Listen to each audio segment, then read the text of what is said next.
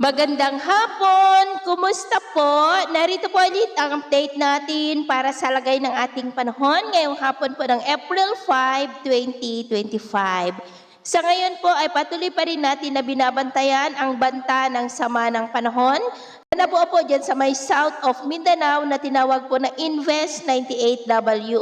At base po dito sa pinapakita ng ilang mga international models ay may posibilidad yan na aakyat sa may Mindanao at sa kasalukuyan, ang trough po nito ay nagdudulot na ng cloudy skies with isolated rain sa ilang bahagi po ng Mindanao. At bukas po, lalo na sa bandang hapon, ay asahan natin ang mas malawak na mga pagulan sa malaking bahagi po ng Mindanao. Dulot po yan ng Invest 98W. At sa ating long range forecast, maliban sa banta ng sama ng panahon na ating binabantayan, ay wala naman pong malaking sirkulasyon o bagyo na namamataan na tatawid sa ating kalupaan for the next 2 weeks. At sa lagay po ng ating panahon, ngayong hapon ay meron pa rin pong daloy ng northeasterly surface wind flow, pero dito na lamang po sa northern part ng Northern Luzon, habang may frontal system na maabot po dyan sa silangan ng Isabela, easterly sa silangan ng Visayas at mayroong intertropical convergence zone na nag-i-extend sa may Mindanao at nakapaloob po dyan ang Invest 98W.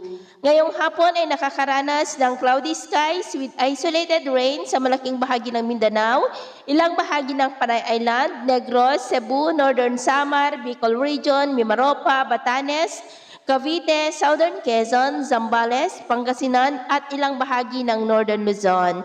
At mamayang gabi may tsansa pa rin ng mga isolated rain sa ilang bahagi ng Northern Luzon, Southern Luzon, Negros at Mindanao, kaya mag-ingat po tayo.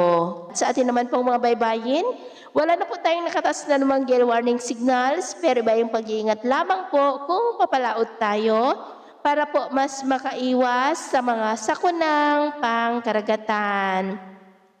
So, yun po ng latest update natin sa araw na ito. Ako po muli si James na nagsasabing sa kahit na pagsubok po na darating sa ating buhay, huwag na huwag po tayong mawawalan ng pag-asa. Thank you and God bless!